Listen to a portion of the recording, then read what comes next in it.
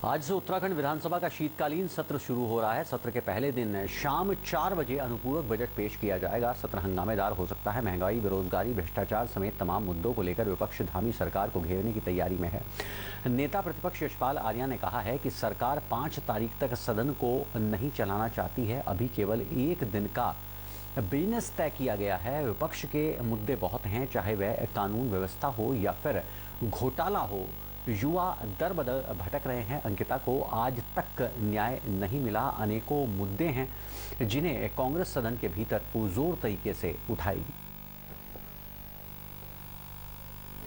और कार्य मंत्रणा समिति की बैठक भी हुई है।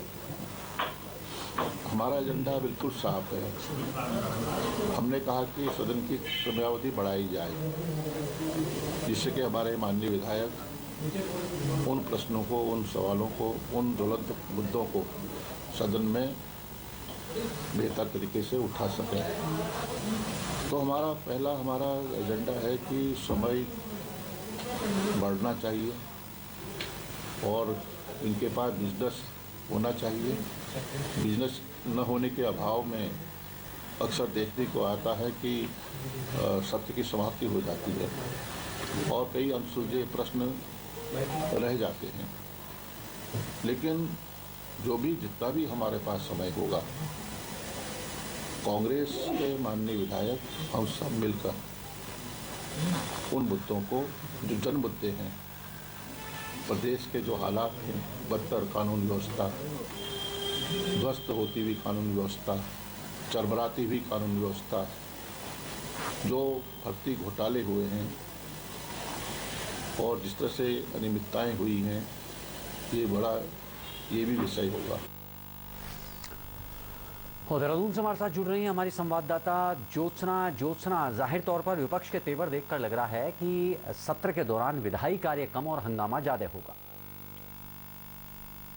अनुज, देखिए, वैसे देखा जाए तो सरकार के पास बिजनेस ही नहीं है। सबसे बड़ी बात है कि सत्र आहूत सिर्फ और सिर्फ अनुपूरक बजट के लिए किया गया है, क्योंकि सरकार को आगे के खर्चे चलाने के लिए अनुपूरक बजट की जरूरत है। और इस वजह से, और दूसरा, जो एक संवैधानिक बाध्यता होती है कि 6 महीने के अंदर आपको 2 सत्र करने होते हैं, यानी कि 2 सिटिंग अरेंजमेंट करने होते हैं। जो मानसून सत्र था, उसके बाद कोई सत्र आयोजित नहीं हुआ, इसलिए शीतकालीन सत्र को बुलाया गया। और कुल मिला के अगर आज से बात करें तो एक माहौल बन चुका है कि सरकार को घेरने के लिए विपक्ष के पास बहुत सारे इशू हैं। चाहे हम अंकिता मर्डर केस की बात करें, विधानसभा भर्ती की बात करें, यूके SSS की बात करें, कानून व्यवस्था की बात करें, ऐसे इतने सारे विषय हैं कि जिन्हें लेकर के विपक्ष सरकार को घेर सकता है। हालांकि सरकार को भी पता है कि उसकी घेरेबंदी हो सकती है। उसने अपने बचाव के लिए काफी तैयारी की हुई है। और जो सरकार के सूत्र हैं वो साफ तौर पर कह रहे हैं कि अंकिता मामला सदन में चर्चा के लिए नहीं आ सकता है, क्योंकि वो न्यायालय में लंबित है। इसके अलावा अगर यूके SSS का मामला की बात करें तो उस पर भी जांच चल रही है। अगर विधानसभा भर्ती की बात करें तो वो भी विधानसभा भर्ती मामला इस समय न्यायालय में चल रहा है और जांच की प्रक्रिया चल रही है। तो इस तरीके की बचाव की तैयारी की हुई है। अगर बिजनेस की बात करें तो सरकार आधा दर्जन से ज्यादा संशोधित विधेयक आज सदन पटल पर रखेगी। इसके अलावा 4 बजे लगभग 4000 करोड़ से ज्यादा का अनुपूरक बजट भी सदन पटल पर रखेगी। और अगर सरकार के बिजनेस की बात करें तो वो बिजनेस आज कंप्लीट हो जाएगा। अनुज, छोटा मोटा काम ही विधायी रह जाएगा।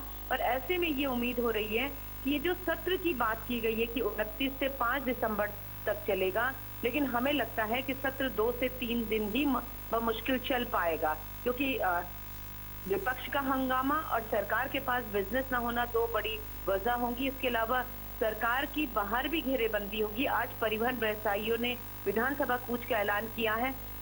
आज देहरादून की सड़कों में ना विक्रम चल रहे हैं, ना ऑटो चल रहे हैं, न सिटी बस चल रही हैं। और ये भी एक बड़ा प्रदर्शन है। सरकार को कहीं ना कहीं कह सकते हैं कि सदन में भी और सदन के बाहर सड़क में भी अपने विरोध का सामना करना पड़ेगा और अपना बचाव भी करना पड़ेगा। जी, ज्योत्सना, तमाम बातचीत और जानकारी के लिए आपका बहुत बहुत शुक्रिया। सोमवार को देहरादून में राज्य आंदोलनकारियों ने विधानसभा के सामने 1 दिवसीय धरना प्रदर्शन किया है। आंदोलनकारियों ने अपने पूर्व घोषित कार्यक्रम के अनुसार 10% क्षैतिज आरक्षण की मांग को लेकर सरकार को 1 सप्ताह का अल्टीमेटम दिया है। इतना ही नहीं, आंदोलनकारियों ने भू कानून की मांग को लेकर उत्तराखंड की राजधानी गैरसैंण और निकिता हत्याकांड की जांच सीबीआई करे, इस बात की भी अपने आंदोलन के दौरान मांग की है। देखिए, एक तिवारी सरकार से लेके खंडूरी सरकार, निशंक सरकार ने पहले 6 दिन जेल है लोगों को आरक्षण दिया था 10%, फिर उन्होंने सभी चिन्हित को शामिल किया था, फिर खंडूरी सरकार ने सभी उनके आश्रित को शामिल किया था। लेकिन 2013 में कोर्ट ने कहा था कि भाई आपने किस नियम के तहत दिया, तो सरकार से एक नियम मांगा था। उसके एवज में जब हमने धरना प्रदर्शन किया तो माननीय हरीश रावत जी ने 2015 में गैरसैंण से एक्ट पास कराया था ताकि वो मजबूत उसको आधार कानूनी रूप मिल सके। लेकिन राजभवन में वो साथ लटका हुआ था। हमने धामी जी का लगातार दबाव बनाया, उनसे निवेदन किया, क्योंकि विधायक रहते हुए लगातार यहाँ विधानसभा में हमारी मांगों को उठाते हैं। तो उन्होंने कहा था कि मैं इस विधेयक को वापस बुला रहा हूँ और इसको दोबारा पास करके दे। तो हमने धामी जी का जब बात की तो धामी जी ने एक अच्छा इनिशिएटिव लिया और राजभवन से फाइल वापस मंगवा दी। तो हमें एक उम्मीद जग गई थी कि अब हमारे लोगों को कुछ रोजगार मिल पाएगा। लेकिन देखने में आया कि